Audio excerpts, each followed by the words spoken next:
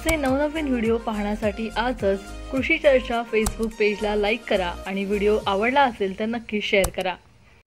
बाजारात सोयाबीन हमीभावापेक्षा कमी दरात विकला जात असताना सरकारने मात्र शेतकऱ्यांऐवजी ग्राहक हिताला प्राधान्य देत सण उत्सवाच्या पार्श्वभूमीवर जुलैमध्ये विक्रमी म्हणजेच 19 लाख टनपेक्षा अधिक खाद्यतेलाची आयात करण्यावर भर दिलाय।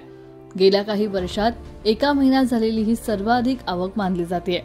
याचा परिणाम येत्या काळात बाजारात होणाऱ्या नव्या सोयाबीन आवकेवर होण्याची भीती वर्तवली जाते। तेलबिया लागवडीखालील क्षेत्र कमी आहे, परिणामी त्यातून देशातील खाद्यतेलाची गरज भागवणं शक्य होत नसल्याने मोठ्या प्रमाणावर खाद्यतेल आयात करण्यात येते। खाद्यतेलाचा तुटवडा भासल्यास तेलाचे दर वधारतात, परिणामी ग्राहकांकडून ओरड होते।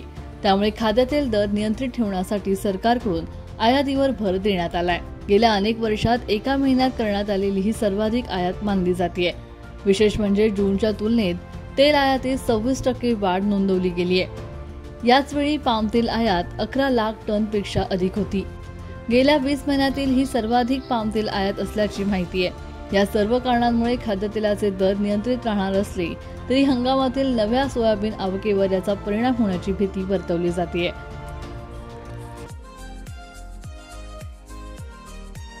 असे नवनवीन व्हिडिओ पाहण्यासाठी आजच कृषी चर्चा फेसबुक पेजला लाईक करा आणि व्हिडिओ आवडला असेल तर नक्की शेअर करा।